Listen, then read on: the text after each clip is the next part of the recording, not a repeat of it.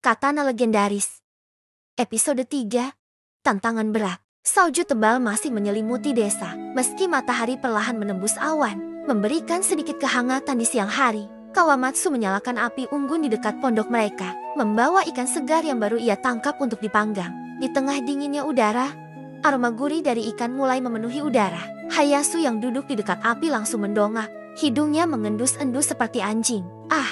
Bau ini, aku tahu ini pasti akan jadi hidangan terbaik seumur hidupku, ujar Hayasu dengan mata berbinar. Mulutnya hampir mengeluarkan air liur. Satoru yang duduk tak jauh darinya mendengus. Wajahnya seperti biasa. Masam, kau ini. Hayasu, baru bau saja sudah seperti mau menikahi ikan itu. Hayasu tertawa kecil sambil menggaruk kepalanya. Apa salahnya menikmati hidup?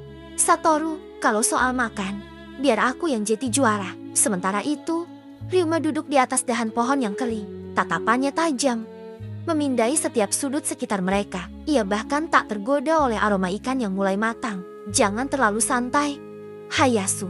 Suasana ini terlalu tenang, ujar Ryuma tanpa menoleh. Hayasu mengangkat bahu, menyambut peringatan Ryuma dengan senyum. Kau selalu saja berpikir negatif.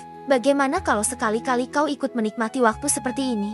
Kawamatsu, yang sibuk membalik ikan di atas panggangan, terkekeh mendengar percakapan murid-muridnya. Hayasu, ada alasan kenapa Ryuma selalu waspada. Dunia di luar sini jauh lebih berbahaya dari yang kau bayangkan. Ingat, apapun bisa terjadi kapan saja. Hayasu terdiam sesaat, lalu menunduk. Ia tahu kakek benar, tapi sifat cerianya sulit dibendung. Baiklah, tapi setidaknya, bolehkah aku jadi yang pertama mencicipi ikan ini? Ikan ini untuk semua orang, kata Satoru sambil melotot ke arah Hayasu. Dan kalau kau berani mengambil bagianku, kau akan menyesal. Jangan khawatir, Satoru, aku hanya ingin sedikit lebih dulu, balas Hayasu sambil terkekeh. Setelah ikan selesai dipanggang, aroma gurih memenuhi udara dingin di sekitar mereka. Kawamatsu membagikan potongan ikan dengan adil. Ryuma, seperti biasa, mengambil bagiannya lalu kembali ke dahan pohon tempat ia berjaga, mengunyah dengan tenang. Hayasu melahap bagiannya dengan penuh semangat,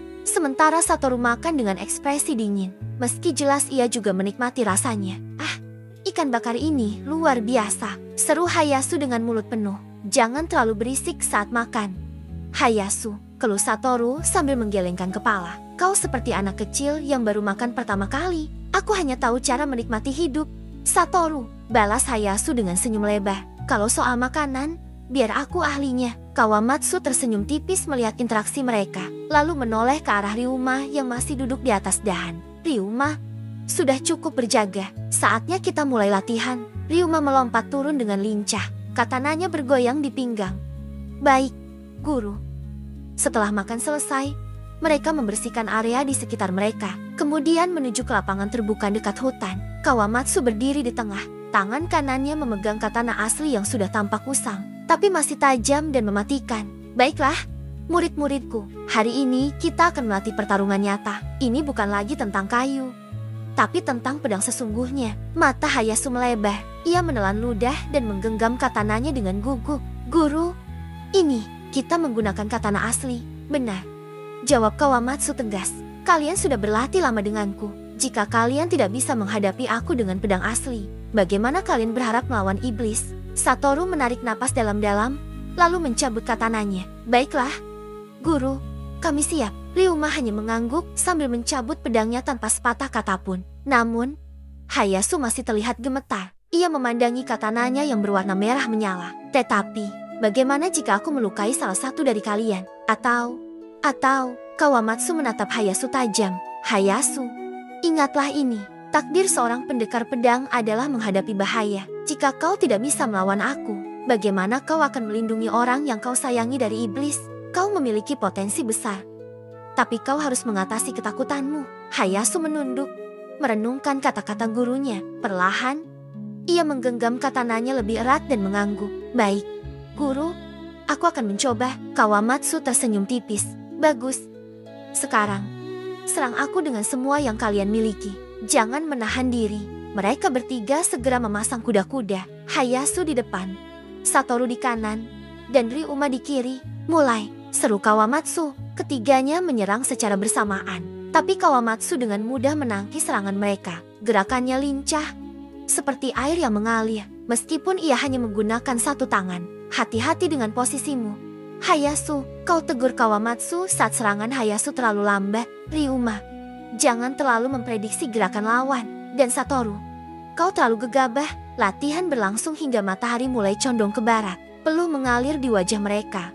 Napas mereka terengah-engah. Tapi meski begitu, mereka tetap tidak berhasil mengalahkan Kawamatsu. Saat matahari mulai terbenam, Kawamatsu mengangkat tangannya, menghentikan latihan. Cukup untuk hari ini, besok kita lanjutkan lagi. Mereka semua mengangguk lemah, lalu menjatuhkan diri ke tanah. Kelelahan, aku bahkan tidak bisa menyentuh guru, keluh Hayasu sambil menatap langit yang mulai berwarna jingga. Jangan terlalu keras pada dirimu sendiri, balas Ryuma, duduk di dekatnya. Guru adalah legenda, tapi kita akan menjadi lebih kuat jika terus berlatih. Aku akan melakukannya, kita semua harus melakukannya, tambah Satoru dengan nada serius. Kawamatsu tersenyum kecil melihat murid-muridnya. Kalian sudah melakukan yang terbaik. Ingat, menjadi kuat tidak terjadi dalam semalam. Nikmati prosesnya, dan kalian akan melihat hasilnya nanti. Mereka pun berjalan ke sungai hangat di dekat gubuk mereka untuk membersihkan diri. Airnya terasa nyaman di kulit mereka yang lelah, dan mereka terdiam sesaat, menikmati suasana sore yang tenang. Saat-saat seperti ini, ujar Hayasu perlahan, memecah keheningan. Aku merasa kita bisa melewati apapun. Ryuma mengangguk tanpa berkata-kata. Sementara Satoru tersenyum kecil, meski tetap berusaha menyembunyikannya. Kawamatsu yang duduk di pinggir sungai hanya memperhatikan mereka dengan tatapan penuh kasih sayang. Ia tahu perjalanan mereka masih panjang, tapi melihat semangat mereka, ia yakin mereka akan menjadi pendekar pedang yang hebat suatu hari nanti. Setelah selesai berendam di sungai hangat, tubuh mereka terasa jauh lebih ringan. Mereka mengenakan pakaian bersih dan kembali ke gubuk. Udara malam terasa dingin, tapi suasana di dalam gubuk hangat berkat api di perapian. Di meja kayu sederhana, Kawamatsu sudah menyiapkan teh hangat untuk mereka. Uap teh mengepul, membawa aroma harum yang menenangkan. Minumlah, ujar Kawamatsu sambil menuangkan teh ke cangkir mereka. Ini akan membantu memulihkan tubuh kalian. Hayasu mengambil cangkirnya dengan semangat. Ah, teh buatan kakek selalu yang terbaik, katanya sambil menyeruputnya perlahan.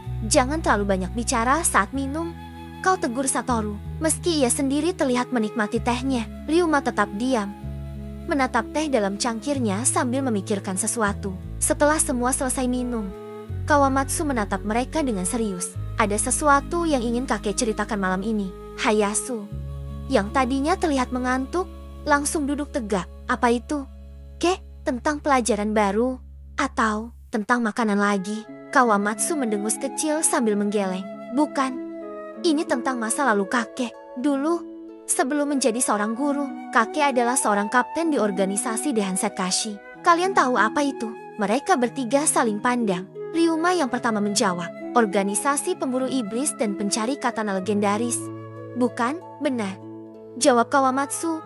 Anggukan kecil menghiasi wajahnya. Organisasi itu dipimpin oleh Tensai, seorang pria yang sangat cerdas dan dermawan. Dia memimpin dengan hati dan strategi, meskipun tidak memiliki kemampuan bertarung yang luar biasa. Kakek, jadi kapten? Tanya Hayasu dengan mata berbinar. Itu keren sekali. Ya, jawab Kawamatsu sambil menatap ke arah perapian. Saat itu, kakek bertugas memimpin misi-misi penting melawan iblis yang mengancam dunia. Tapi masa itu telah berlalu. Sekarang giliran kalian generasi baru yang akan menentukan masa depan. Satoru mengerutkan alisnya. Apa yang kakek maksudkan? Apakah kami harus bergabung dengan Dehansatkashi? Itu tergantung pada kalian, jawab Kawamatsu. Namun, untuk bergabung dengan organisasi itu, ada seleksi yang sangat berbahaya. Kakek hanya ingin memberitahu bahwa kalian memiliki potensi, tapi masih banyak yang harus kalian pelajari. Hayasu memiringkan kepalanya. Seleksi seperti apa? Kek, apa kami harus bertarung melawan iblis? Kawamatsu tersenyum tipis, lalu mengangkat jarinya, menunjuk ke arah jendela. Sebelum memikirkan seleksi itu, kalian harus memenuhi syarat dari kakek. Lihat keluar. Mereka bertiga berdiri dan melihat ke arah yang ditunjuk Kawamatsu. Di bawah cahaya bulan, tampak 3 batu besar seukuran rumah mewah berdiri kokoh di tepi hutan. Kalian harus bisa memotong batu itu dengan katana asli kalian, kata Kawamatsu. Suaranya tegas, penuh wibawa. Hayasu langsung menelan ludah. Ketiga, batu sebesar itu dengan katana kami. Betul, jawab Kawamatsu. Batu itu bukan hanya untuk menguji kekuatan kalian, tapi juga kemurnian teknik dan konsentrasi kalian. Jika kalian tidak bisa memotong batu itu, kalian tidak akan bisa bertahan dalam seleksi Dahanset Kashi. Jadi, mulailah dengan tantangan ini. Ryuma mengangguk. Matanya memancarkan tekad. Baik, Guru, saya akan melakukannya. Satoru mengepalkan tangannya. Aku juga, tidak peduli seberapa sulitnya. Aku akan membuktikan bahwa aku bisa melindungi semua orang yang penting bagiku. Hayasu masih terlihat ragu. Tapi, memotong batu sebesar itu, bukankah itu mustahil? Kawamatsu menepuk bahu Hayasu dengan lembut.